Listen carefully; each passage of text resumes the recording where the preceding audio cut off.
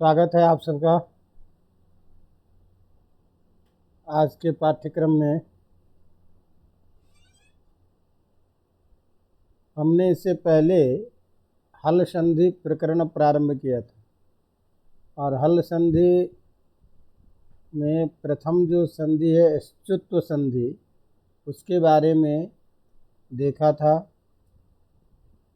और ये हमेशा ध्यान रखने की बात है कि काम के आधार पर हम संधि का नामकरण करते हैं। तो हमने देखा कि जहाँ शकार और चवर्ग परिवर्तन करना होगा उस संधि विशेष का नाम होगा स्तुत्व, और वो कहाँ करते हैं उसकी सारी व्याख्या हमने की थी। इसी तरह से दूसरा जो संधि हमने देखा उसमें भी काम के आधार पर षटकोण वाला जो श है और टवर्ग है उसका विधान किया था, और उसको हमने ष्टु के नाम से कहा। शकार और टू टवर्ग का विधान, तो दोनों का एक साथ प्रयोग होने के कारण उसको भी हम ष्टुत्व संधि कहते हैं। अवगतम। ष्टुत्व संधि कहाँ हो इसके लिए हमने देखा था सूत्र ष्टुनाष्टु। तो ष्टुनाष्टु जो सूत्र है इसमें भी पूर्व सूत्र की तरह ही हमको अर्थ करना है। तो इस सूत्र में भी ष्टुः ये प्रथमांत पद है, इसमें शकार और टू मने टवर्ग, ये दोनों मिला करके एक शब्द बना दिया ष्टुः। तो ये प्रथमांत पद है ष्टुः। तो ष्टु होता है, ये अर्थ हुआ।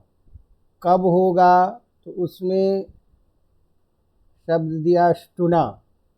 तो जैसे पूर्व सूत्र में था स्चुना, यहाँ केवल बदला है शब्द, तो ष्टुना बोल दिया। ष्टुना का मतलब हुआ वही शकार और टवर्ग के योग में। तो इन दोनों पदों से सूत्र का क्या अर्थ निकला? शकार और टवर्ग के योग में शकार और टवर्ग होता है। अब किसके जगह होगा ये सूत्र में नहीं था, तो हमने कहा पूर्व सूत्र से इसमें स्तोह पद आता है। तो स्तोह पद जब आ जाएगा तो उसका अर्थ हमने किया था सकार और तवर्ग के स्थान में। तो इसका मतलब इसका भी अर्थ क्या होगा? सकार तवर्ग के स्थान में शकार और टवर्ग होता है, शकार टवर्ग के योग में। अवगतम। और हमने कहा था कि ध्यान रखिए, योग का मतलब है आगे पीछे दोनों तरफ कहीं भी होगा वो क्या कहलाएगा? योग। अवगतम। समझ में आ रही बात? तो अब सारांश क्या निकला?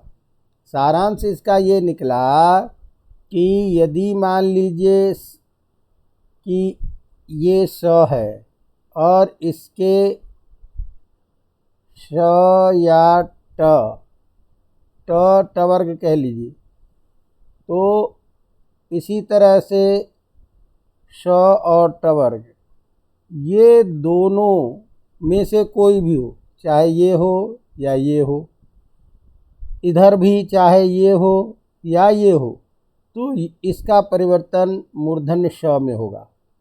बिल्कुल ठीक इसी तरह से यदि तवर्ग के आगे पीछे श या टवर्ग होगा तो इसका भी परिवर्तन क्या करेंगे? हम टवर्ग में करेंगे। ये मूल सिद्धांत हो गया। अवगतम। तो अब उदाहरण से थोड़ा देखिए, आपके सामने में है कि उदाहरण है रामस धन षष्ठः। रामस धन षष्ठः। तो रामस में क्या है? दंत सकार। आगे षष्ठा में क्या है? मूर्धन्य शकार। तो शकार का योग हो गया। शकार के योग होने से दंत सकार के स्थान में क्या हो जाएगा? मूर्धन्य। तो क्या प्रयोग बनेगा? रामस षष्ठः। अवगतम। इसी तरह से टवर्ग का उदाहरण हम देखें, स्थिति क्या बनी? रामस धन टीकते, ये प्रयोग है। तो रामस धन टीकते है, यदि ये प्रयोग है तो रामस में क्या है? स, आगे टीकते में क्या है? ट। यहाँ टवर्ग का योग हो गया तो बन गया रामस टीकते। अवगतम। कोई भी उदाहरण ले सकते हैं अपन। जैसे कल हमने बताया था आकृश प्लस त है, क्या बनेगा? आकृष्टः। अवगतम? तो इस तरह से आपको एक वाक्य में सूत्र का मतलब ये समझना है कि व्याकरण में ष्टुत्व संधि का मतलब हुआ षकार और टवर्ग वर्ण होना, और यह ष्टुत्व होगा सकार और तवर्ग के स्थान में। कब होगा? षकार टवर्ग के साथ होने पर। तो क्रमिक अन्वय के द्वारा दंत के स्थान पर मूर्धन्य षकार, टवर्ग के स्थान पर टवर्ग विधान करते हैं। अवगतम? अब इस तरह से चाहे तत् प्लस टीका हो तो क्या बनाएंगे? तकार है तत् में, आगे टवर्ग का योग है ट, तो तत् का जो त है वो ट में बदल जाएगा, प्रयोग क्या बन जाएगा? तट्टीका। अवगतम? समझ में आ रही बात? इसी तरह से कोई भी आपके पास में ये केवल देखना है कि यदि मूल रूप से यदि डबल ट होता है कहीं, इसका मतलब ष्टुत हुआ है, एक त था और एक ट था, या टवर का कोई वर्ण होगा तो भी ट में बने। जैसे मान लीजिए हमने कहा उट्टंकनम, हमने कहा उट्टंकनम, तो डबल ट सुनाई दे रहा है। इसका मतलब ये तय है कि डबल ट है तो पहले एक इसमें त था जो टवर्ग के साथ में होने के कारण टवर्ग में बदला है। तो एक ट को छोड़ करके आप संधि विच्छेद कीजिए तो हो जाएगा टंकन, और उसके बाद में त लाएंगे तो उससे पूर्व ऊ वर्ण है ऊ, तो बना उत प्लस टंकन बराबर उट्टंकन। अवगतम? हमने कहा मान लीजिए सत प्लस टिप्पणी, तो सत आगे टिप्पणी है तो सत में क्या है? त, आगे क्या है? टिप्पणी। अवगतम? अब यहाँ एक अपवाद नियम आता है, जो अपवाद नियम आपको ध्यान में रखना पड़ेगा। क्या ध्यान में रखना पड़ेगा? तो जैसे हमने वहाँ नियम पढ़ा था ष्टुत्व का अपवाद सात, इसी तरह से यहाँ अपवाद सूत्र है एक तोहशी। क्या सूत्र है? तोहशी। सीधा सीधा इसका अर्थ समझ लीजिए कि तोह जो है तू शब्द के षष्ठी के एक वचन का रूप है तोह, और तू का मतलब आप क्या समझते हैं? तवर्ग। अवगतम? तो तवर्ग के स्थान पर जो ट होना है, अवगतम, वो ट अब नहीं होगा। किस कंडीशन में नहीं होगा? तो उसको बताने के लिए अगला शब्द दिया शी, षटकोण वाला श। तो षटकोण वाला जो श है वह यदि बाद में है तो पूर्व में जो तवर्ग का वर्ण होगा उसको ष्टुत्व नहीं होगा। अवगतम? जैसे उदाहरण के तौर पर हम आपको बताएं कि आपने अभी जो नियम पढ़ा है पहले उसको लगा के देखिए। हमने प्रयोग किया, मान लीजिए सत, ये है प्रयोग। अवगतम? अब इस सत के बाद में हमने कहा षष्ठः, मान लीजिए ये शब्द हमने आपके सामने रखा।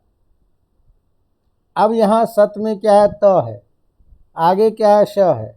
ष्टुनाष्टु सूत्र कहा था कि तवर्ग के साथ में यदि शकार का योग हो तो तवर्ग टवर्ग में बदलेगा, तो शकार का योग है तो योग होने के कारण ट में बदलेगा। तो सट शंतः ये प्रयोग होना चाहिए, षष्ठः। इसी तरह से हम इसको यदि नौ में बदल दें तो वियोग बोलते हैं सन आगे षष्ठः। तो इस स्थिति में भी क्या होना चाहिए? इस न के स्थान पर टवर्ग का वर्ण होना चाहिए। लेकिन हमारा नियम आ गया तोहसी। ये तोहसी सूत्र ने क्या बता दिया कि नहीं भाई, तवर्ग के बाद यदि शकार हो तो वहाँ ष्टुत्व नहीं होता है। तो नहीं होता है तो यहाँ तवर्ग है, सन में न, आगे षष्ठा में स है, तो षटकोण का योग होने पर भी इस तवर्ग के स्थान में टवर्ग नहीं हुआ। नहीं हुआ तो जैसा रूप है वैसा ही प्रयोग बन गया, सन षष्ठा। अवगत? इसी तरह से सत षष्ठा, सत षष्ठी इत्यादि जो भी प्रयोग है ये बन जाते। हमने इसलिए ये ज़रूरी है, हमने कहा भवान षष्ठः, आप छठे आदमी हैं, तो भवान षष्ठः ये जब प्रयोग किए तो भवान में क्या है, न है, तो न है, तो ऐसी स्थिति में न के बाद में षष्ठा में श का योग हो गया, तो यहाँ पूर्व नियम ष्टुनाष्टु से स्तुत होना चाहिए था, लेकिन नहीं हुआ। अवगतम। तो एक तो अपवाद इसका ये ध्यान में रखना, स्तुत्व संधि सामान्य पहले नियम करेगा कि सकार के आगे पीछे यदि शकार और टवर्ग में से कोई वर्ण होगा तो स में बदलेगा, तवर्ग के आगे पीछे यदि शकार और टवर्ग में से कोई वर्ण होगा तो तवर्ग टवर्ग में बदलेगा, ये सामान्य नियम। लेकिन अपवाद, यदि तवर्ग के बाद कोई श हो तो वहाँ स्तुत्व नहीं होगा, तो एक शब्द में ध्यान में रखना है अपने को। इसी तरह से इसका एक दूसरा अपवाद आता है जो वो भी हमें ध्यान रखना चाहिए, और वो अपवाद है न पदांतात टोरनाम, न पदांतात टोरनाम, ये सूत्र है, न पदांतात टोह अनाम, इसको हमने अलग अलग लिखा है, न पदांतात टोह अनाम, इसको एक साथ सूत्र में बोलेंगे तो सूत्र क्या है, न पदांतात टोरनाम। अवगतम। अब न पदांतात टोरनाम जो है, इसको सूत्र को अर्थ ध्यान में रखिए। इस सूत्र का मतलब होता है पदांतात टवर्गात परस्य स्तोह ष्टुर न स्यात्, मतलब पद के अंत में यदि टवर्ग हो, पद के अंत में यदि टवर्ग हो, उसके बाद में यदि सकार और तवर्ग होता है तो उसको स्तुत्व नहीं होता है। अवगतम।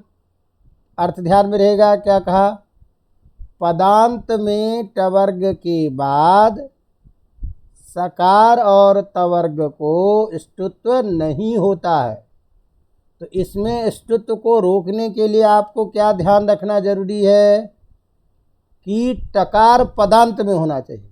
टकार कहाँ होना चाहिए, पदांत में। और पद किसको कहते हैं, ये मैंने आपको बार बार समझाया कि बना हुआ जो कोई रूप है उसको क्या बोलते हैं, पद। अर्थात जिसको दोनों को अलग अलग हम प्रयोग कर सकते हैं, ऐसा लगे तो समझिए कि पद है दोनों। यदि लगे कि नहीं, दोनों को जोड़ करके जो बनेगा वो बोला जाता है, तो इसका मतलब समझिए वो पद नहीं है। बात समझ में आ रही है कुछ कि नहीं आ रही? उदाहरण से समझेंगे। जैसे मान लीजिए हमने उदाहरण दिया षट संतः, क्या प्रयोग दिया, षट संतः, 6 सज्जन, तो षट आगे संतः, तो यहाँ षट जो शब्द है ये पदांत में है इसका टकार, क्योंकि षट शब्द पद है अपने आप में। संस्कृत में 6 अर्थ को बताने के लिए षट शब्द का प्रयोग होता है। वैसे इसका मूल शब्द है शश। अवगतम। समझ में आ रहा है कि नहीं आ रहा है कुछ? मूल शब्द कौन है, शश, षटकोण वाला स। अब इसको अलग चीज़ है, हम बाद में चर्चा करेंगे। शश ये शब्द है मूल, और इस शश शब्द के प्रथमा के बहुवचन में और द्वितीया के बहुवचन में षट रूप बनता है, जिसको बोलते हैं हम 6। तो हम कहते हैं 6 सज्जन संतः। अब यहाँ चलिए पहले प्रयोग की स्थिति देख लें। तो यहाँ षट में क्या है, ट, और ट जो है पद के अंत में है। इसके बाद में संतः में क्या है, स। तो यदि हम पूर्व नियम को देखें ष्टुनाष्टु को, तो उसने कहा था कि टवर्ग का योग हो तब भी और शकार का योग हो तब भी स को श में बदलना है। अवगतम। तो यहाँ षट में ट जो है उसका योग है, टवर्ग का साथ है, ट का साथ है, तो स के स्थान में मूर्धन्य श होना चाहिए था। षट संतः ये प्रयोग होता गलत, लेकिन हमने कहा नहीं नहीं, यदि पद के अंत में टवर्ग हो तो उसके बाद स को कोई स्तुत्व शत्व नहीं होता, तो नहीं होता तो षट संतः जैसा है वैसा ही रह गया। अवगतम। इसी तरह से मान लीजिए प्रयोग करते हैं षट धन ते, वे 6 जने, तो शट में क्या है ट, आगे क्या है ते, तो यहाँ भी शट में ट पदांत होने के कारण त को ष्टुत होना चाहिए, वो ष्टुत नहीं होता है। अवगतम। तो इस तरह से ष्टुत संधि के दो अपवाद हैं। तो दो अपवाद को आप मूल सूत्र के रूप में हिंदी में ध्यान रखें। और ये जितनी भी सारी चीज़ें पढ़ रहे हैं, भले ही मैं व्याख्या करके आपको समझाता हूँ, आपके अच्छी तरह से समझ में आ जाए, लेकिन आपको परीक्षा की दृष्टि से जो एक वाक्य में सूत्र का अर्थ तैयार होता है और जो उदाहरण में घटता है वो आपको दिखाना है केवल। लेकिन वो चीज़ आपको जब तक अच्छी तरह से समझ में नहीं आएगी तब तक आप उसको लिख नहीं सकते, या वो बोध जब तक नहीं होता है तब तक हमें वो आत्मविश्वास नहीं होता है। इसीलिए हम याद कर भी लेते हैं तो कदाचित यदि भूल जाए तो दिक्कत होती है, लेकिन विषय यदि हमको समझ में आया हुआ है तो भाषा आप अभी कुछ और लिख रहे हो, परीक्षा के समय में कुछ और लिख सकते हैं, तो उसमें अंतर नहीं है, लेकिन विषय वस्तु हमको वो आनी चाहिए। तो हमने एक रूप में हमको ये याद रखना है कि भाई ष्टुत्व का अपवाद दो है। एक तो अपवाद ये है कि भाई कहीं पर में भी तवर्ग के बाद यदि शकार होगा षटकोण वाला स तो उसको ष्टुत्व नहीं होता है।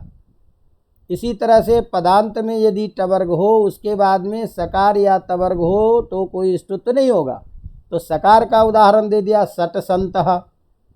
यहाँ पदांत के बाद में टकार के बाद में स है, संतः का स तो ष्टुत्व होना चाहिए लेकिन ष्टुत्व नहीं हुआ। तवर्ग का उदाहरण दिया सट धन ते, तो यहाँ सट में क्या है ट, आगे त है, उस त को भी ष्टुत्व नहीं हुआ तो सट ते ऐसे ही रह गया। कई बार क्या होता है कि भगवान की दया से हम पास हो जाए और परीक्षा में आपको मौखिक परीक्षा में एक्सपर्ट पूछ दे कि आप व्याकरण के छात्र हैं, तो आप बताइए कि सट संतः प्रयोग में ये संतः कहाँ का रूप है, किस वचन के किस विभक्ति का रूप है। तो क्या होता है कि हम जो आजकल के छात्र हैं जो शब्द रूप को याद करके काम चलाते हैं उनके लिए बड़ी दिक्कत होती है ऐसे शब्दों में। तो हमने ये पढ़ा है कि अकारांत जो कोई शब्द होता है, जैसे राम शब्द है तो हम बोलते हैं राम रामो रामा, तो एक वचन में आकार के बाद में विसर्ग देख करके हम समझ जाते हैं एक वचन। तो यह जो संतः है ये प्रथमा के बहुवचन का रूप है। यहाँ मूल शब्द है सत शब्द। मूल शब्द क्या है सत, ये प्रत्यय लग करके बना हुआ सत।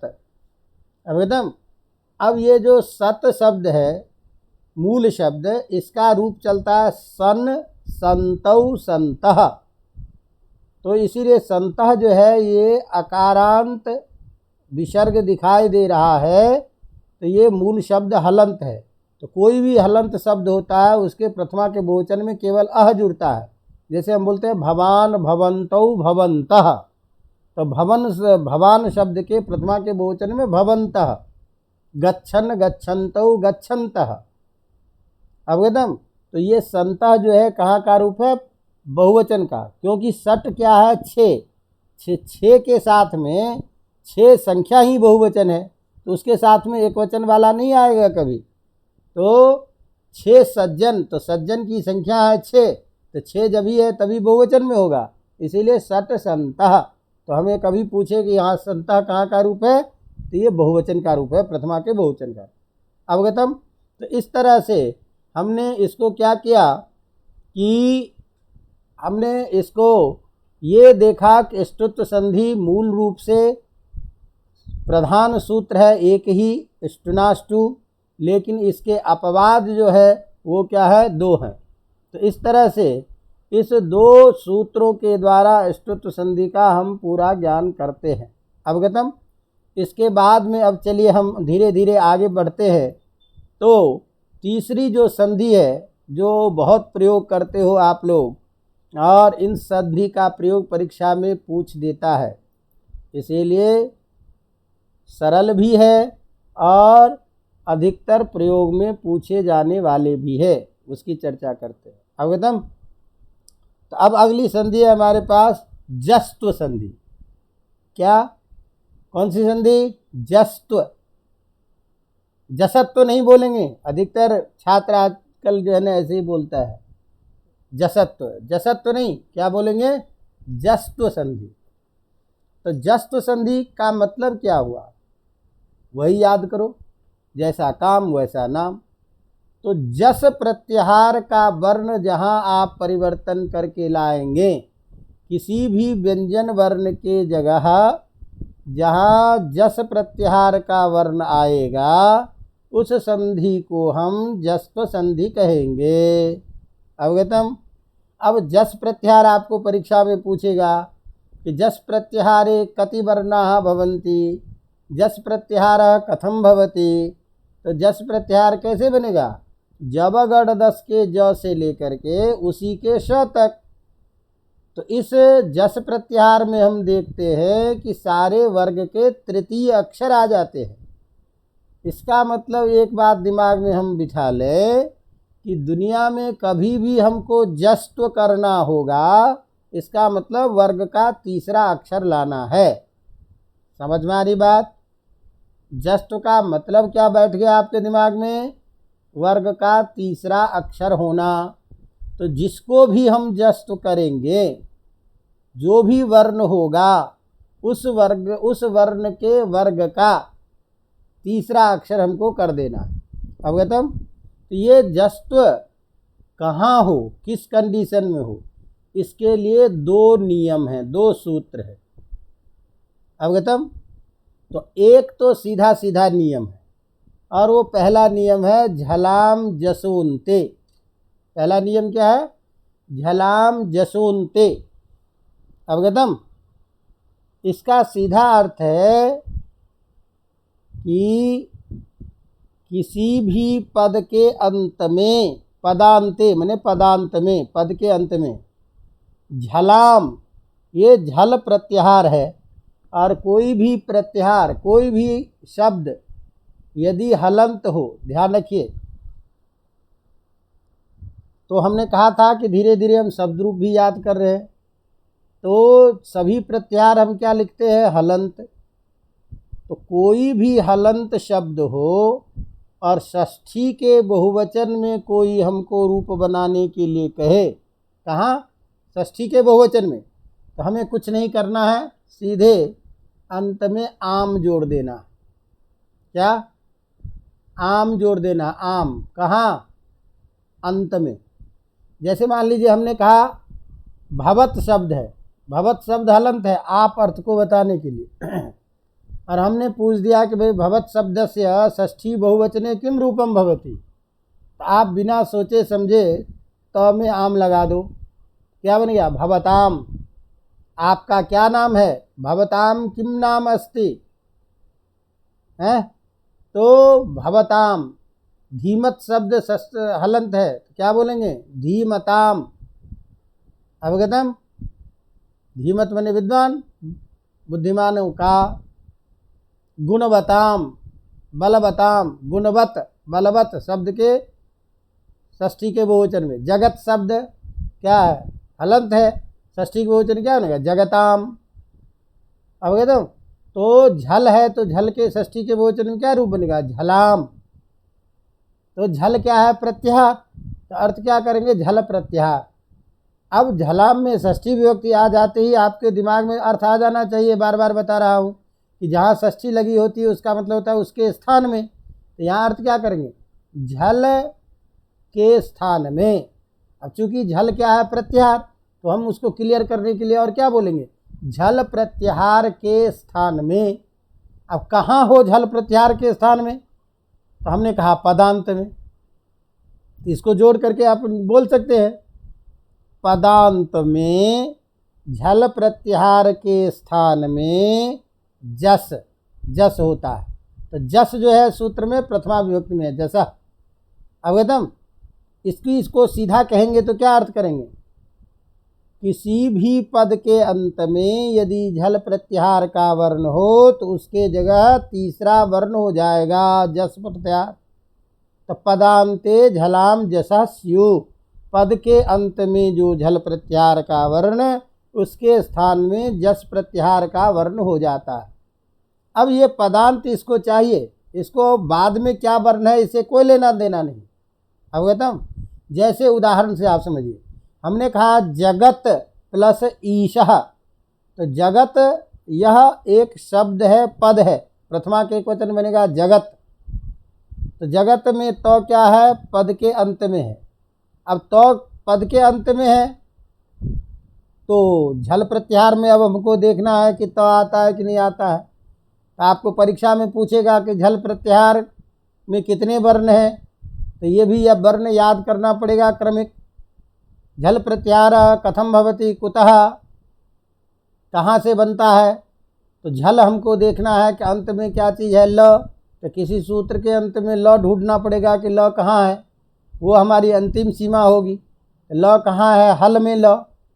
और प्रारंभ कहाँ से करेंगे, जो प्रत्याहार बनाना है, तो प्रत्याहार का पहला वर्ण कौन है आपके पास, झ, तो झ देखना है कि कहाँ है सूत्र में, तो झभय में झ है।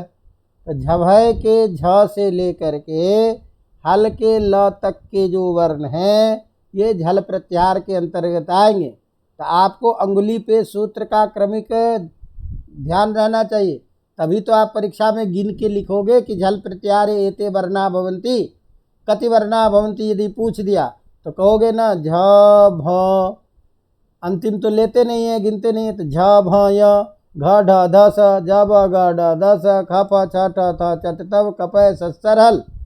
इसको सीधा ये कह दीजिए कि वर्ग के चतुर्थ अक्षर से लेकर के और सारे वर्ण आ जाएंगे, पंचम को छोड़ करके, वर्ग का पांचवा अक्षर को छोड़ करके सभी वर्गों के वर्ण आ जाएंगे और उसके बाद ऊष्म वर्ण आ जाएंगे। तो झभय घ ढ ध स जब ग ड द स खफ छट थ चट तव कपय शशर और हल, ये सारे के सारे किस में आ गए, झल में। तो इन वर्णों में से कोई भी वर्ण पद के अंत में होगा तो वो किस में बदलेगा, जस में बदलेगा। जस का मतलब क्या है, तीसरा वर्ण। अब जरा ध्यान दो, तो हमने कहा आपको जगत है, तो जगत शब्द क्या है, प्रथमा के एक वचन में बनता है रूप जगत। तो जगत क्या है, पद है, और पद के अंत में कौन है, त। अब ये त झल प्रत्याहार में आ गया खप छठ त चट तब में, तो इस त के जगह पे हमको करना है जस्त। तो जस्त क्या करेंगे, वर्ग का तीसरा अक्षर, तीसरा अक्षर कौन होगा, द, इससे क्या बना जगद। अब जगद बन गया, ये इसी से हमको काम था। अब वो एक अलग चीज़ है कि आपको आगे वर्ण दिखाई दे रहा है ईशः, तो जब ईशः दिया तो हम द को ई से मिला देंगे तो जगदीश बन जाएगा। अवगतम? तो जगदीश जो बना उसमें ये नहीं है कि ईश में ईर के रहने के कारण ये बना। इसीलिए मान लीजिए जैसे हम कहते हैं राम शब्द है, राम शब्द के पंचमी के एक वचन में क्या प्रयोग बनता है, रामात। अब रामात में तो पद के अंत में है, तो पद के अंत में है तो को द हो जाएगा, द हो जाएगा तो प्रयोग क्या बनेगा, रामाद। अब वहाँ एक अलग चीज़ है कि एक वावसाने सूत्र आता है जो विकल्प से चर्त मैंने पहला अक्षर कर देता है, तो एक बार तो वाला भी रूप बनता है और एक बार पहला भी रूप और एक बार तीसरा वर्ण। तो जगत वो रामात और रामाद दोनों बनता है। यदि जगत शब्द रहे तो जगद और जगत ये दोनों सही है। अवगतम? लेकिन यहाँ आपने जब जगद शब्द किया तो आगे चूंकि ईश वर्ण है तो वो जा कर के मिल गया, तो क्या बन गया, जगदीश। अब आप जब कोई भी ऐसा शब्द सुनो तो लगे कि यहाँ पर में वर्ग का तीसरा अक्षर है, तो उस तीसरे अक्षर में जो चीज़ जुड़ी हुई हो, जो स्वर, उसको लेकर के अलग कीजिए। हमने कहा मान लीजिए वागीश, तो वागीश जो है यहाँ पर में ईश जुड़ा हुआ है, तो ईश को लेकर के अलग करेंगे। अब क्या बचा, वाग। तो वाग को देख रहे हो कि ग है, तो ग है इसका मतलब तृतीय वर्ण हुआ है, तो मूल शब्द इसका मतलब कोई और होगा। तो मूल शब्द क्या होगा, वाक। तो वाक धन ईशः बराबर क्या बनेगा, वागीशः। जगत प्लस ईशः बराबर क्या बनेगा, जगदीशः। हमने कहा वाक व्यवहारः, तो वाक आगे क्या है, व्यवहार। तो वाक में क्या है, क, तो क को झलाम जसोनते, झल के स्थान में जस होगा तो क्या बनेगा, वाग। क्या बोलेंगे, वाग व्यवहारः। हमने बोला सुप, धन अंतः, तो सुप में क्या है, प पद के अंत में है, और ये किस में, झल में आ गया, तो सुप का जो प है उसको किस में हम बदलेंगे, ब में, तो क्या बनेगा, सुबंतः। अवगतम। तो सुप प्लस अंत क्या बनेगा, सुबंत। हमने कहा अच प्लस अजंत, अच प्लस अंतः, तो अच क्या है, पद के अंत में है, तो अच का जो च है वो झल में आ गया, तो तृतीय वर्ण उसको बदलेंगे क्या, ज, तो स्थिति क्या बनेगा, अच प्लस अंतः बराबर अजंतः। हमने कहा दिक प्लस अंबर, तो दिक में क्या है, क, और दिक पद के अंत में है, क्योंकि दोनों को अलग अलग हम बोलते हैं, तो दिक में क जो है किस में बदलेगा, ग में बदलेगा, क्या बनेगा, दिगंबर। हमने कहा षट प्लस आनन, तो षट में क्या है, ट, आगे क्या है, आनन, तो षट क्या है, पदांत है, अभी बताया था, तो पदांत होने के कारण ट को किस में बदलेंगे, अब तृतीय अक्षर में। तृतीय अक्षर कौन हो गया, ड, स्थिति क्या बना, षड प्लस आनन, जाके मिला दिया, क्या बन गया, सडानन। अवगतम। इसी तरह से हमको ये ध्यान रखना है। अब एक विशेष बात बताऊं जो आप लोगों को परीक्षा में कई बार पूछता है। अब एक चीज़ ये है कि जहाँ वर्ग का कोई अन्य वर्ण रहता है, जहाँ वर्ग का कोई अन्य वर्ण रहता है, मैंने वर्ग का कोई वर्ण रहे, तो वहाँ तो हम समझ जाते हैं कि इस वर्ग का तीसरा अक्षर करेंगे। लेकिन भाई झल प्रत्याहार में तो ये स, श और श, अभी तीन इसको लेते हैं, ये स श स, ये तीन भी वर्ण भी तो है, तो झल में तो ये भी है, तो ये जब झल में है तो मान लीजिए किसी पद के अंत में ये शब्द आ गया इन तीनों में से,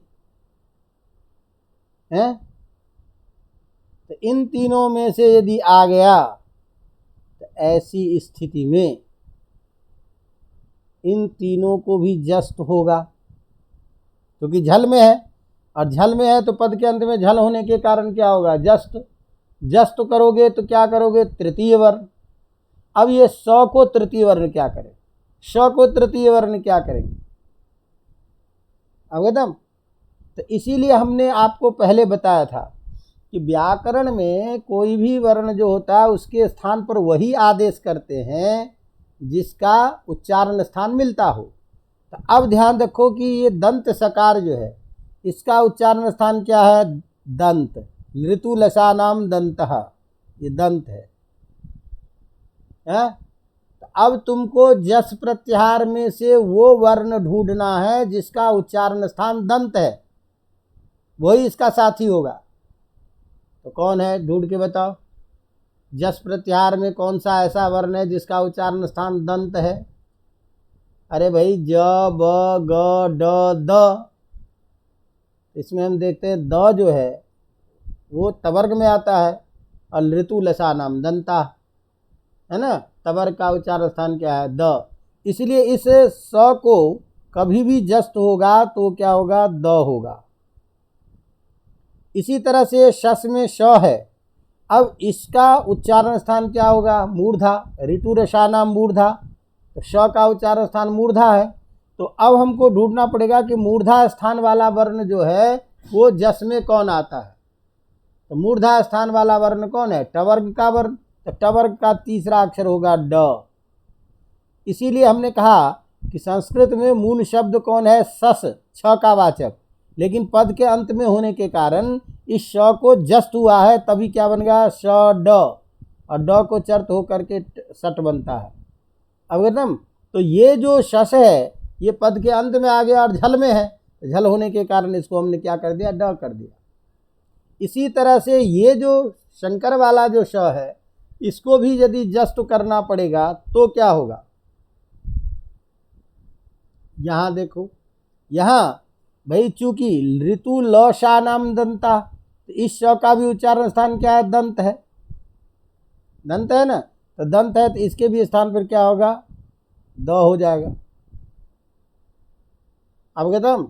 लेकिन आगे यदि कोई वर्ण रहता है तो हम यहाँ क्या करते हैं कि ये विशेष वर्ण है, तुमको पढ़ाया था अच्युत संधि।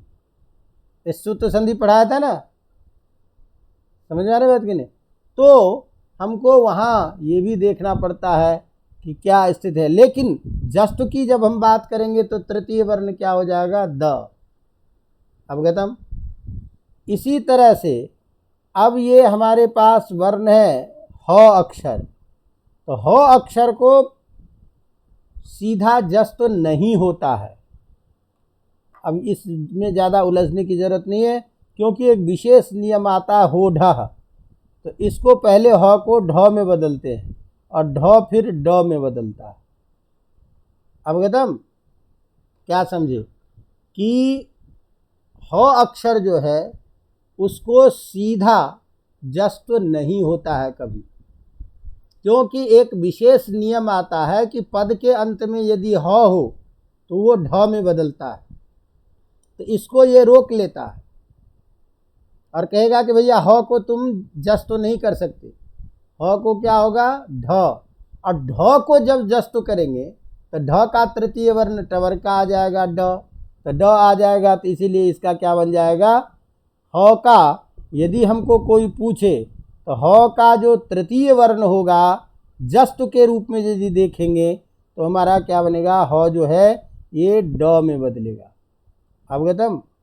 ह को सीधा जस्त नहीं हो करके पहले क्या होगा, ढ, और ढ किस में बदलेंगे, ड में। इसीलिए हम कोई प्रयोग बनाते हैं, जैसे लीह शब्द है, तो लीह शब्द के स्थान में क्या करते हैं, ह को पहले ढ में बदलते हैं, तो क्या बन गया, ली ढ। और ढ को फिर स्टुनास्तु से ये इससे झलाम जसोंते से जस्त कर देंगे, तो तृतीय अक्षर में क्या बन गया, ड, क्या बन गया, लिड, और फिर चर्त होकर के लिट बनता है। अवगतम।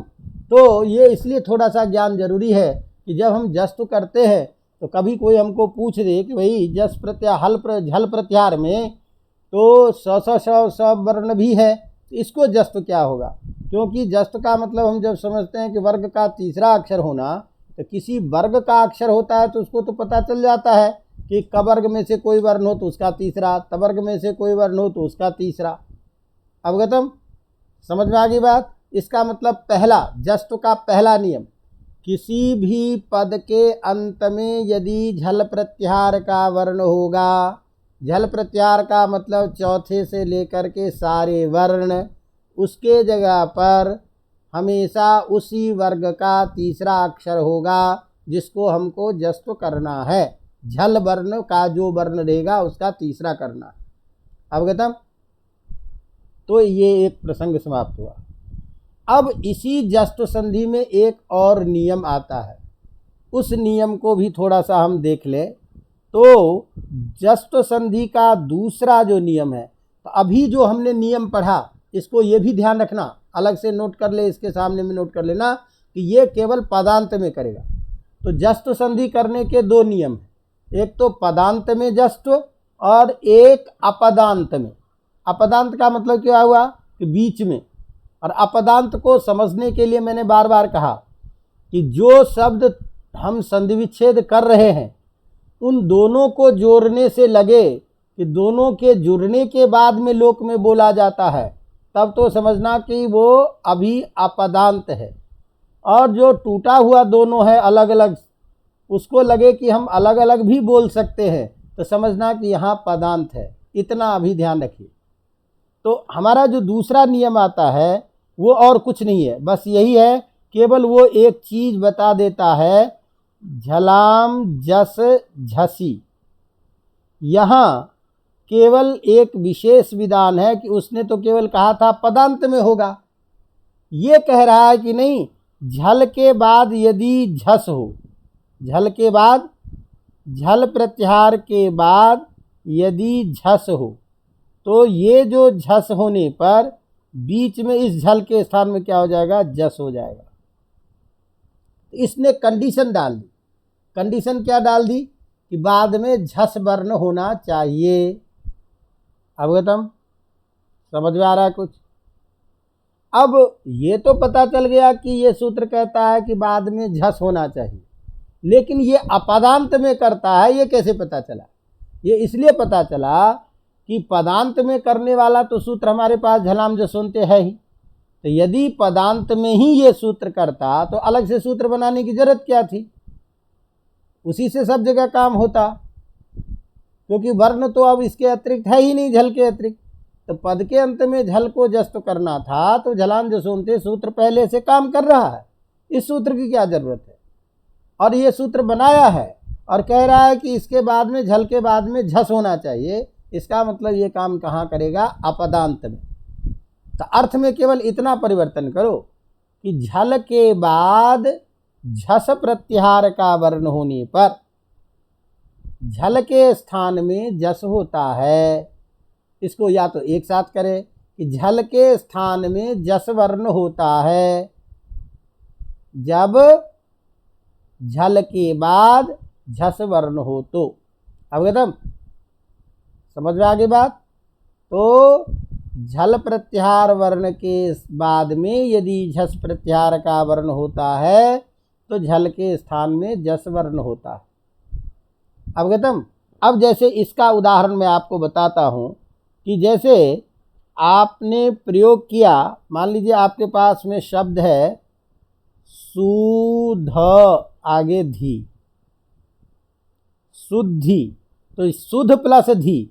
यहाँ हम देख रहे हैं कि ये टूटा हुआ है, लेकिन ऐसा शुद्ध हम ना तो कभी अलग से बोलते हैं और न ऐसा धी कभी बोलते हैं। तो जब भी हम इन दोनों को जुड़ने के बाद जो बनता है उसी को लोक में प्रयोग करते हैं। अब यहाँ देखिए कि झल प्रत्याहार में ध वर्ण आ गया, वर्ग का चौथा है। इसी तरह से झस प्रत्याहार में भी वर्ग का चौथा और तीसरा वर्ण होगा, ये वर्ण चौथा है। तो चौथा है, इसका मतलब झल के बाद झस वर्ण आ गया, तो इसका क्या होगा, तृतीय वर्ण होगा। तो तृतीय वर्ण क्या बनेगा इसका, सु द प्लस धी। अब इसको जब मिला देंगे तो क्या प्रयोग होगा, शुद्धि। तो शुद्धि एक शब्द हम बोलते हैं कि नहीं बोलते हैं, तो शुद्धि। अब कोई मुझे आपको पूछे कि शुद्धि का संधि विच्छेद करो, तो क्या करोगे आप, शुद्ध प्लस धी। इसी तरह से मान लीजिए हमने कहा आपको प्रयोग है बुद्धि, तो बुद्धि का संधि विच्छेद करो, तो बुद्धि में भी क्या होगा, बुध प्लस धी। तो बुध में क्या है, ध, और आगे क्या है, ध, क्या बनेगा, बुद्धि। अवगतम। हमने कहा रिद्धि, रिध प्लस धी, सिद्धि, सिद्ध प्लस धी। हमने कहा दुग्धम, हमने क्या कहा, दुग्धम। अब मान लीजिए दुग्धम कहा तो दुग्धम ये प्रयोग बना है। अब दुग्धम है तो इतना तो हम कर ही सकते हैं कि भाई दू क आगे धम, ये बनेगा ना। तो दुख में क्या है, दुख में क है और क झल में आ गया। हालांकि यहाँ एक दिक्कत है कि मूल शब्द इसमें ये नहीं है, मूल शब्द है यहाँ दूह, समझेंगे ना। लेकिन इसका जो दूह शब्द है इसको विशेष नियम से घ होता है। तो इसका जब भी कभी आप संधि विच्छेद करोगे जस्त संधि करने के लिए, तो दुघ प्लस धम करना, दुख प्लस धम, ये प्रयोग नहीं है। अवगतम, ये गलत है संधि विच्छेद। तो कभी भी संधि विच्छेद करेंगे मूलतः तो क्या करेंगे हम, इसका दू घ प्लस धम। अवगतम, केवल समझाने के लिए हम अब मान लीजिए आपको कहें तो हम क्या कर देंगे भाई, सॉरी, दू क धम, ये हमने बोला समझाने के लिए कि देखो झल में ये भी आ गया तब भी होगा। लेकिन इसका मूल जो हम यदि रूप देखें तो दुघ आगे धम, तो ये भी स्थिति है। तो घ जो है चतुर्थ वर्ण, वो किस में बदलेगा, तृतीय में। क्योंकि तृतीय वर्ण विकल्प से क्या होता है, प्रथम में भी बदलता है, इसीलिए हम इसको लिख देते हैं, कोई बात नहीं, दुख प्लस धम। लेकिन मूल शब्द पहले कौन है, दुह, दुह का बनेगा दुग, और दुग प्लस धम बराबर दुग्धम। तो कुल मिला के आपने क्या देखा कि दुग्धम जो आप बोल रहे हैं तो एक साथ दोनों का प्रयोग हो रहा है। शुद्धि हम बोल रहे हैं तो एक साथ प्रयोग हो रहा है, बुद्धि हम बोल रहे हैं तो एक साथ प्रयोग हो रहा है। इसका मतलब चाहे शुद्धि हो चाहे बुद्धि, हम इसी तरह से बोलते हैं, मान लीजिए शुद्ध्युपास्य। तो शुद्ध्युपास्य में द ध संयुक्त बोल है, इसका मतलब क्या है? शुद्ध प्लस धी या ध्युपास्य। तो शुद्ध में एक जब ध रहेगा तब जा करके बनता है। तो शुद्ध्युपास्य ऐसे भी लिखा जाता है, ध्यान रखना, शुद्ध्युपास्य। अवगतम? तो इस तरह से हम जहाँ कहीं भी, अब इसको छोड़िए, एक सीधा सीधा दिमाग में रखिए, जहाँ तृतीय चतुर्थ वर्ण दोनों एक साथ दिखाई दे तो समझ जाना कि यहाँ जस्त हुआ है बीच में, क्योंकि तृतीय वर्ण जो रहेगा चतुर्थ वर्ण को देखते ही तुरंत तृतीय में बदलेगा। तो दुग्धम, सुग्धम इत्यादि जितने भी प्रयोग है ये सारे के सारे किसके उदाहरण बन जाएंगे? जस्त संधि के उदाहरण। अवगतम? कर लेंगे? समझ में आ रही है बात? तो जस्त संधि का दो सूत्र हमारे को ध्यान रखना है अपने को, कि एक तो पद के अंत में, तो पद के अंत में जस्त करने वाला सूत्र झलाम जसोन्ते, और पद के बीच में जस्त करने वाला सूत्र झलाम जस झसी, झलाम जस झसी। अवगतम? ये हो गया आपका जस्त संधि संपन्न। अवगतम? अब जस्त संधि के बाद में अगली संधि है अनुनासिक संधि। क्या है? अनुनासिक संधि। अब अनुनासिक संधि में जैसा काम वैसा नाम, तो जो काम करोगे वही तो है ना। तो काम क्या करना है? अनुनासिक वर्ण हमको लाना है। जैसे शकार चवर्ग लाना था तो स्त्रुत्व बोले, शकार टवर्ग बोलना लाना था तो स्त्रुत्व बोले, जस प्रत्याहार का वर्ण लाना था तो जस्तु बोले। इसी तरह से अनुनासिक संधि का मतलब क्या हुआ? कि जहाँ पर में परिवर्तन करके हम अनुनासिक वर्ण लाएंगे। समझ में आ रहा है कुछ? अब अनुनासिक वर्ण लाएंगे तो अनुनासिक वर्ण कौन है ये पहले दिमाग में आ जाए तो अपने आप संधि क्लियर हो गई। और अनुनासिक वर्ण कौन है ये कई बार बता चुका हूँ। वर्ग का 5वां अक्षर अनुनासिक होता है। क्या? वर्ग का 5वां अक्षर हमेशा क्या होता है? अनुनासिक। इसका मतलब जब भी कभी अनुनासिक संधि करनी होगी तो परिवर्तन होगा, जिसको करना है उसका 5वां अक्षर आएगा। अवगतम? अब यहाँ यह अनुनासिक भी दो जगह करते हैं, दो तरीके से। तो एक चीज ध्यान रखना, एक जगह जो अनुनासिक करेंगे वो अनुनासिक करेंगे विकल्प से। क्या करेंगे? विकल्प से। विकल्प का मतलब होता है एक बार काम होना, एक बार काम नहीं होना। अर्थात जब हम अनुनासिक कर देंगे तो अनुनासिक वाला भी रूप हमारा सही है, और अनुनासिक जो नहीं हुआ है वह भी हमारा रूप सही है।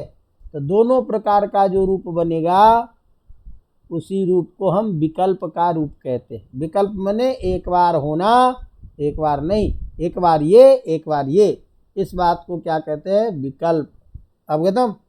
तो हमको परीक्षा के लिए क्या ध्यान रखना कि कौन सा नियम विकल्प से करेगा और कौन सा नियम नित्य काम करेगा। ये ही दो बातें केवल ध्यान में रखने की जरूरत है। अवगतम? तो हम अब ये अनुनासिक संधि कहाँ करें, इसके लिए हमारे पास जो प्रधान सूत्र है ये है यरो अनुनासिके। अनुनासिके, अनुनासिको वा। यरो अनुनासिके अनुनासिको वा, ये हमारा प्रधान सूत्र है। वा का मतलब है विकल्प। वा का मतलब विकल्प। अब यहाँ ध्यान रखो कि इस सूत्र में अनुनासिका, अनुनासिको वा जो है इसमें पहला क्या? अनुनासिका है, वो संधि होकर के अनुनासिको बना। ये संधि कैसे होती है ये विसर्ग संधि में पढ़ेंगे हम। तो अनुनासिका, अनुनासिको का मतलब अनुनासिका, और अनुनासिका जो है ये प्रथमा के एक वचन का रूप है। इसका मतलब ये काम होगा, तो हम कहेंगे अनुनासिक होता है। अब ध्यान दो, कब होता है यह अनुनासिक? तो पहला जो शब्द है अनुनासिके, पहला शब्द कौन है? अनुनासिके। तो अनुनासिक शब्द अकारांत होने के कारण सप्तमी के एक वचन में लगा करके बना दिया अनुनासिके। तो अनुनासिके हमने नियम बताया था कि जहाँ सप्तमी विभक्ति लगी रहती है वो चीज़ बाद में रहने पर, तो अनुनासिके का मतलब क्या हुआ? अनुनासिक वर्ण बाद में रहने पर। तो एक है अनुनासिके, दूसरा पद है अनुनासिकः। इसका मतलब ये हुआ अनुनासिक वर्ण बाद में रहने पर अनुनासिक होगा। अनुनासिक वर्ण बाद में होने पर अनुनासिक वर्ण होगा, विकल्प से होगा। अब किसके जगह अनुनासिक होता है, ये मूल बात इस सूत्र में समझने की है। तो उसके लिए कहता है यरः। क्या कहता है? यरः। तो यरो जो है ये भी संधि की हुई है, तो यर हलंत प्रत्यार हलंत है, उसके षष्ठी के एक वचन का रूप है यरः। तो इस सूत्र में तीन चीज़ें हैं, यरः, अनुनासिके, अनुनासिको, आगे वा। तो ये चार पद कुल इसमें माने जाते हैं। तो यरः इसका मतलब हुआ यर प्रत्याहार के स्थान में, यर वर्ण के स्थान में अनुनासिक होता है, अनुनासिक वर्ण बाद में रहने पर। तो इसका सारांश क्या निकला? सारांश ये निकला कि यर जो प्रत्याहार का वर्ण है, इस यर के जगह पे हमको क्या करना है? अनुनासिक। अवगतम? अनुनासिक करेगा, लेकिन इसके बाद क्या चाहिए? अनुनासिक। अवगतम? तो यर के बाद अनुनासिक होने पर यर के स्थान में अनुनासिक होगा। और वो अनुनासिक कैसे होगा? विकल्प से, एक पक्ष में होगा, एक पक्ष में नहीं होगा। अवगतम? अब जैसे उदाहरण के तौर पर देखो, हमने कहा प्रयोग है एतद आगे मुरारी, एतद आगे मुरारी। अब ध्यान देना, ये कहीं संधि विच्छेद में आपको ऐसा भी दे दे एतत्, एतत् यदि कर दिया तो आप सबसे पहले दिमाग में ध्यान रखो, एतत् भी शब्द शुद्ध है और एतद भी शुद्ध है, क्योंकि एतत् पद के अंत में आ गया। और पद के अंत में आ जाने के कारण अभी अभी हमने सूत्र पढ़ाया था झलाम जसूनते। तो झलाम जसूनते सूत्र से तो को क्या हो जाएगा? द। और पद के अंत में जहाँ भी होता है वहाँ चर्त होता है विकल्प से, तो त वाला भी रूप बनता है। जैसे रामात बोला था, रामाद भी। इसी तरह से एतत् भी बन सकता है और एतद भी बनेगा। अवगतम? अब चाहे एतद बना रहे या एतद रहे, कुछ भी रहे, तो अब आप ये हमको बताइए कि चाहे त रहे या द रहे, ये यर में आता है कि नहीं आता? यर कहाँ से बनाएंगे? हाय वरट के य से। यर प्रत्याहार पर क्या ध्यान रखना, ये बहुत प्रत्याहार सब है, ये सब यही सब प्रत्याहार सब पूछता है। जितने भी आप इस हल संधि में प्रत्याहार का प्रयोग कर रहे हैं, झल, झस, यर, आप पिछले परीक्षा का प्रश्न पत्र उल्टा के देखिए, सारे प्रत्याहार यही सब पूछ रहे हैं। कहीं पूछेगा झल प्रत्याहार एक एतन वरना, कहीं कहेगा झस प्रत्याहार एक एतन वरना। तो ये सब चीज़ें ध्यान रखिए प्रत्याहार। तो आपको प्रत्याहार क्या है? यर प्रत्याहार। यर प्रत्याहार हाय वरट के य से लेकर के सस्सर के र तक बनेगा। तो इस यर प्रत्याहार के बाद में यदि कोई अनुनासिक वर्ण होगा तो उस यर के स्थान में अनुनासिक करना है विकल्प से। और अनुनासिक का मतलब समझ रहे हैं कि वर्ग का पांचवा अक्षर। तो अब यहाँ शब्द था हमारे पास क्या? एतद। एतद में द है, आगे क्या है? मुरारी। अब मुरारी जो है, ये देखिए मुरारी का जो म है ये अनुनासिक वर्ण है कि नहीं है? है। क्यों है? क्योंकि वर्ग का पांचवा अक्षर है। तो वर्ग का पांचवा अक्षर जो मुरारी का म, ये अनुनासिक वर्ण है। और द जो है यर प्रत्याहार में आता है, तो द को अनुनासिक वर्ण करना है। तो हमने अभी क्या कहा कि किसी भी वर्ण को अनुनासिक करना हो तो उसका पांचवा अक्षर डाल दो। तो द का तवर्ग का है तो उसका पांचवा अक्षर कौन होगा? न। क्या होगा? एतन मुरारी। और यदि त भी रहेगा कहीं, त भी रहेगा कहीं, तब भी परिवर्तन वही न होगा, एतन मुरारी। अवगतम। तो इसका जब हम अनुनासिक कर देंगे तब तो प्रयोग क्या बनेगा, एतन मुरारी। लेकिन जब हम अनुनासिक नहीं करेंगे, विकल्प पक्ष में है तो विकल्प पक्ष में जैसा है वैसा रह जाएगा। तो एतद मुरारी भी सही है और एतन मुरारी भी सही है। समझ आ रही बात कि नहीं। इसी तरह से मान लीजिए हमने कहा वाक धन मूलम, वाक धन मूलम। अब वाक धन मूलम जो है, यहाँ ध्यान दीजिए, तो मूलम में म है, आगे कौन है, वाक, और क जो है यर प्रत्याहार में आएगा। यर प्रत्याहार में आएगा तो क को पांचवा वर्ण करना है अनुनासिक। तो क वर्ग का पांचवा अक्षर कौन हो जाएगा, ङ। तो क्या प्रयोग बनेगा, वांग मूलम। अवगतम। हमने कहा मान लीजिए तत् प्लस न, तत् प्लस न, तो तत् में क्या है, त, आगे क्या है, न, तो त को पांचवा वर्ण कर दे क्या, तन्न। तो तत् प्लस न बराबर तन्न। तत् नमति क्या बनेगा, तन्नमति। अवगतम। तन्नमस्कारः, तद प्लस नमस्कारः। अवगतम। अब ये तो केवल मान लीजिए आपने तवर का ही वर्ण पढ़ा है, कोई भी वर्ण होगा, जैसे हमने कहा षड प्लस मयूखः, षड प्लस मयूखः, तो षड में अब ड आ गया कि नहीं आ गया, ड आगे अनुनासिक वर्ण हो गया। अनुनासिक वर्ण हो गया तो क्या बन गया, षण्मयूखः। इसी तरह से मान लीजिए हमने आपको उदाहरण कहा, मैं अष्टुत संधि पढ़ा रहा था तब उस समय कहा था कि यहाँ स्थिति क्या है, श ड प्लस, अब यहाँ नाम, ये उदाहरण दे रहा हूँ, षड प्लस नाम। जरा ध्यान दीजिए यहाँ दोनों संधि का उदाहरण। तो षड में क्या है, ड, यहाँ टबर का योग है कि नहीं है, और आगे क्या है, तवर का वर्ग। यहाँ कौन सा सूत्र लगेगा, जरा दिमाग लगा के देखिए। यहाँ षड में कौन है, ड, टवर का वर्ण, आगे कौन है, तवर का वर्ण न। तो टवर्ग के साथ योग होने पर तवर्ग को टवर्ग में बदलते हैं स्टुनाष्टु से। तो स्टुनाष्टु से इसको ष्टुत होगा तो क्या बनेगा, नाम। अब क्या बन गया, ष ड प्लस नाम, ये बना। अब यहाँ देखिए कि वर्ग का पांचवा अक्षर है कि नहीं, ण, ये अनुनासिक है, अनुनासिक है, और ये ड यर में आता है। तो यर में आ गया तो इसको हम यर के बाद अनुनासिक वर्ण होने पर यर के स्थान पर अनुनासिक वर्ण करेंगे। तो यर कौन हो गया, ड, उसके जगह पर अनुनासिक वर्ण कौन होगा, टवर्ग का पांचवा अक्षर। तो टवर्ग का पांचवा अक्षर कौन है, ण, तो क्या है, षण नाम। और ध्यान रख लो, आप लोग आईएएस करने वाले जितने भी जनरल के छात्र हो, संस्कृत के भी छात्र हो, हम लोग बहुत विकसित हो चुके हैं, और हमको हिंदी में अ आ से लेकर के यर लव तक कोई पूछे तो हमको नहीं आता है। और आप लोग जितने पढ़ने वाले सुनने वाले हो उसमें से भी बहुतों को नहीं आता होगा। तो नहीं होता आता होगा तो कैसे काम चलेगा बताइए, हिंदी के जो वर्णमाला का ज्ञान ना हो तो है। तो इसीलिए स्पष्ट है कि वर्णमाला भी हिंदी में याद होनी चाहिए।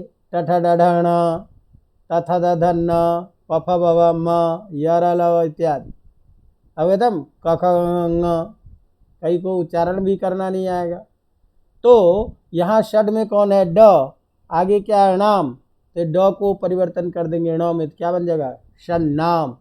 अब आपको इसी तरह से षड आगे क्या है, नवति, षड आगे नवति, तो स्थिति क्या बनेगा, षण्णवति। अवगतम कर लेंगे। तो इस स्थिति में यहाँ ध्यान रखने की बात है कि जहाँ कहीं भी है तो ऐसी स्थिति में अब अनुनासिक वर्ण बाद में होने पर, अब जैसे मान लीजिए आपने कहा कि वर्ग का स भी जो है उसमें आता है, यही ना, हाँ, स जो है ये आता है किसमें, यर में आता है। अब स जब यर में आएगा तो इसको अनुनासिक वर्ण क्या करेंगे, तो जब एक साथ नियम हमने दिखा दिया तो वही नियम लागू होगा भाई। उच्चारण स्थान देखेंगे कि किसका किसके साथ है। तो स का उच्चारण स्थान कौन है, दंत, तो अनुनासिक वर्ण तवर्ग का आएगा, तवर्ग का वर्ण होगा न। लेकिन कहीं भी यदि स अंत में आता है तो वहाँ दूसरा नियम लग जाता है जो स को श में बदलेगा, स्तुत्व कर देगा, आगे स्तुत्व वाला भी आ जाएगा। तो इसलिए, लेकिन सीधा सीधा ये मतलब हुआ कोई भी वर्ग का, आपको उदाहरण में भी वही होगा जो वर्ग का पांचवा अक्षर वर्ग का कोई वर्ण देगा। इतना पढ़ा लिखा नहीं होगा, क्योंकि हमने आपके क्वेश्चन पेपर को भी देखे, प्रश्न पत्र बनाने वाला भी अशुद्ध लिखता है, उसमें अशुद्ध लिखा हुआ है। तो जो भी है उससे हमको मतलब नहीं, मतलब हमको ये है कि अनुनासिक वर्ण होता है। अवगतम। अब एक छोटा सा नियम रह गया, इसको पढ़ लीजिए। इसलिए तो एक तो तय होगा कि ये क्या करेगा, विकल्प से करेगा अनुनासिक वर्ण। एक तो आप लोग ध्यान रखना, मैंने क्वेश्चन पेपर में जैसी बात कही, कभी भी हम प्रत्येकस्य छात्र से नहीं बोलेंगे। संस्कृत वाले भी ऐसे बोलते रहते हैं जो अशुद्ध है। कभी भी बोलेंगे प्रत्येकम, चाहे प्रत्येक छात्र का बोले क्या, तो क्या बोलेंगे, प्रत्येकम छात्रस्य, प्रत्येकम बोलेंगे, प्रत्येकस्य नहीं बोलेंगे, क्योंकि हम समास पढ़ाएंगे तब बताएंगे। प्रत्येकम ये अव्ययीभाव समास है, तो प्रत्येकम। तो आपके क्वेश्चन में क्या लिखा होता है, प्रत्येकस्य उदाहरणम देय, प्रत्येक का उदाहरण दीजिए। उस विचारे को, प्रश्न करने वाले विद्वान को पता ही नहीं है कि प्रत्येकस्य नहीं बनता है प्रयोग, प्रत्येकम बनता है। तो प्रत्येकम उदाहरणम लेख्यम, प्रत्येकम उदाहरणम देयम इत्यादि। चलिए, अब ये तो तय हो गया कि अनुनासिक वर्ण होता है। अवगतम। अब ये एक विशेष ध्यान रखिए जिसका प्रयोग हम अधिकतर करते हैं, और इसमें से परीक्षा में प्रश्न रहेगा ही, इसलिए इसको ध्यान रखिए। हमने कहा कि अभी जो सूत्र हमने पढ़ा है वो क्या करेगा, विकल्प से अनुनासिक करेगा। अब हम जो पढ़ने जा रहे हैं वो कहाँ कर रहा है, नित्य। तो नित्य अनुनासिक वर्ण करेगा, उसके लिए एक परिभाषा आ गया। तो कुछ भी ज़्यादा इसमें चीज़ें नहीं है। बाकी अनुनासिक वर्ण आप करोगे यर के स्थान पर, ये तो तय है ही। केवल इसमें एक चीज़ ध्यान रखना है, ये कहता है प्रत्यये भाषायाम नित्यम, प्रत्यये भाषायाम नित्यम। ये कहेगा कि प्रत्यये माने प्रत्यय बाद में रहने पर। कैसा प्रत्यय बाद में रहने पर, तो जो वर्ण आपने पिछले सूत्र में कहा बाद में होने पर। तो पिछला सूत्र में क्या आपने पढ़ा, अनुनासिक वर्ण बाद में होने पर। तो अनुनासिक शब्द के साथ इसमें प्रत्यय जुड़ जाएगा। तो प्रत्यय जुड़ जाएगा तो ऐसा अर्थ करेंगे अनुनासिक प्रत्यय बाद में रहने पर, मैंने अनुनासिक, इसको साफ साफ आप लोगों को समझने के लिए लिख देता हूँ, अनुनासिक वर्ण वाला प्रत्यय बाद में रहने पर।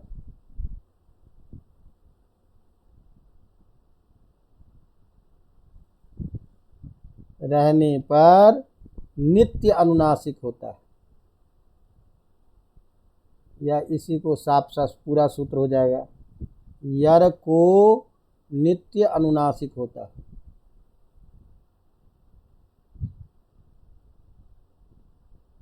अवगतम। इसमें केवल हमको एक चीज ध्यान रखना है, अनुनासिक वाला प्रत्यय हमको बाद में चाहिए। ऐसा प्रत्यय जिसका वर्ण जो है जिसमें अनुनासिक हो, ऐसे प्रत्यय बाद में रहने पर यर के स्थान पर नित्य अनुनासिक होगा। अवगतम। इसको बताने के लिए वार्तिक दिया एक, प्रत्यये भाषायाम नित्यम, प्रत्यये भाषायाम नित्यम, ये वार्तिक है। प्रत्यये भाषायाम नित्यम, भाषायाम माने संस्कृत में, लोक व्यवहार में, वैदिक संस्कृत में नहीं, वेद में नहीं, लौकिक संस्कृत। संस्कृत दो प्रकार के होते हैं, एक वैदिक संस्कृत वेद, और एक जो हम पुराण इतिहास अन्य शास्त्र पढ़ते हैं ये लौकिक संस्कृत। तो ये कहता है कि प्रत्यय बाद में रहने पर, अब जैसे उदाहरण के तौर पर देखो, इसी उदाहरण में से आएगा परीक्षा में से अनुनासिक संधि का, कि जैसे हम बोलते हैं तन्मयम चितमयम, तो तद आगे मयम है। ये मयम जो है मयट प्रत्यय है, संस्कृत में मयट प्रत्यय है। अवगतम, संस्कृत में मयट प्रत्यय होता है अधिकता अर्थ को बताने के लिए, उसी के रूप बताने में, तो मयट प्रत्यय होता है। तन्मय हो गया माने उसी में लीन हो गया, तो तद आगे क्या है मयट, तो मयट जो है ये प्रत्यय है, तो मयट प्रत्यय है और मयट का म अनुनासिक है। तो अनुनासिक वर्ण होने के कारण अब तद के स्थान में नित्य अनुनासिक होगा, तो हमेशा हम तन्मय ही बोलेंगे, ये नहीं बोलेंगे तदमय, तदमय अशुद्ध हो जाएगा। हम चिन्मय ही बोलेंगे हमेशा, तो चित्त आगे मय रहेगा, तो हमेशा त को नौ में बदलेंगे, क्या बनेगा चिन्मय। अवगतम, हमने कहा वांगमय, अच्छा ये अच्छा शब्द आ गया, ध्यान रखना, क्योंकि आधे से ज़्यादा संस्कृत वाले भी इसको गलत ही लिखते हैं। अब यहाँ देखो स्थिति क्या है, वाक धनमय, वाक धनमयम, वाक धनमयम है, तो वाणी की अधिकता, तो वाक में क है, आगे मयठ प्रत्यय है, तो मयठ प्रत्यय है तो क को ङ में बदलेंगे, तो स्थिति क्या बनेगी वांगमयम, यही तो बनेगा रूप, यही तो बनेगा रूप वांगमयम। अवगतम, लेकिन आजकल होता क्या है, बड़े बड़े मोटे अक्षर में किसी को लिखो वांगमय, तो वो कहाँ क्या लिखेगा वांगमय, ऐसे लिखेगा, ग लगाएगा और जानबूझ के और जो है ना मोटे मोटे अक्षर में लिखेगा वांगमय, है ना। तो ये वांगमय प्रयोग बिल्कुल अशुद्ध है, गलत है, कभी भी मत लिखना। क्यों कि हम देख रहे हैं कि स्थित तो कौन है क, तो क को वर्ग का पांचवा अक्षर न होगा, तो वांगमय ही तो होगा, ये ग कहाँ से बीच में आ गया। तो हम लोग जब एमए करते हैं, आप लोग पढ़ते हैं तो भाषा विज्ञान पढ़ते हैं, तो भाषा विज्ञान में शब्द में परिवर्तन के कारण, शब्द में कैसे परिवर्तन होता है, तो उसके कई कारण होते हैं। तो एक जो होता है उच्चारण लाघव के आधार पर, मैंने उच्चारण में बदलाव होने के कारण, ध्वनि परिवर्तन होने के कारण भाषा में बदलाव आता है।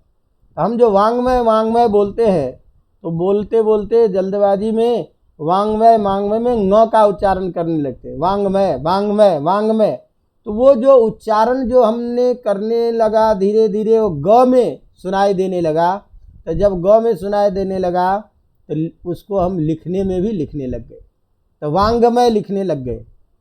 इसलिए ये वांगमय बिल्कुल अशुद्ध प्रयोग है, कभी भी हम लिखेंगे तो वांगमय, तो वांगमय तो वाक धनमयम इति वांगमयम, चित्त धनमयम मनम चिन्मयम। हम बोलते हैं तन्मात्रम, तो मात्रच प्रत्यय है उतना ही अर्थ में, तो मात्र बोलते हैं ना, मात्र मात्र मैंने परिमाण, इतना ही, अन्य योग विवच्छेदा, जितने में लगा हुआ है मात्र उसी का ग्रहण करेगा, उसके अतिरिक्त का ग्रहण नहीं करेगा। तो मात्र का मतलब होता है अवच्छेदक, माने रोकने वाला, इससे ज़्यादा नहीं, परिमाण का बोधक है। रुपये पे देखते हो लिखे मैं धारक को मात्र 20 रुपये देने का वचन देता, तो मैं धारक को 20 रुपये मात्र, तो मात्र जो है उसी का बोध होगा कि 20 से परिमाण का नहीं होगा। 1000 मात्र भुगतान योग्य राशि, तो अर्थात 1000 से अधिक नहीं। तो मात्र जो है ये मात्रच संस्कृत में प्रत्यय है, तो मात्रच प्रत्यय में म अनुनासिक हो गया, इसीलिए तन्मात्रम प्रयोग बन गया, चिन्मयम बन गया। तो इसमें कभी भी हम परिवर्तन नहीं करेंगे। अवगतम, अब आपको परीक्षा में पूछेगा, अच्छा बताओ जगन निवास, इसका संधि विच्छेद करो। तो दिमाग में रखो कि जगन निवास में क्या मूल शब्द हो सकता है, जगत प्लस निवास बराबर जगन निवास, जगन्नाथ, तो जगत प्लस नाथ बराबर जगन्नाथ, है ना। विद्युन नगरी, विद्युत प्लस नगरी। अवगतम, तो इस तरह से परस्पर ये अनुनासिक वर्ण सब जगह परिवर्तन हुआ है, इसीलिए संधि विशेष का नाम क्या होगा? अनुनासिक संधि। और अनुनासिक संधि किसके जगह? यर वर्ण के जगह, है ना। और यह विकल्प से भी होगा और नित्य भी होगा। तो जब अनुनासिक प्रत्यय बाद में रहेगा तो हमेशा नित्य होगा अनुनासिक, और यदि अनुनासिक प्रत्यय नहीं है, शब्द है कोई, तो विकल्प से दोनों रूप बनेंगे। अवगतम? इस तरह से हमने आज जस्तु संधि को और अनुनासिक संधि को देखा। इसी तरह से धीरे धीरे हम अन्य संधि के बारे में चर्चा करेंगे और कोशिश करेंगे आपके नियत समय में सिलेबस पूरा करें। तो इसी तरह से चलते हैं, कल चर्चा करेंगे।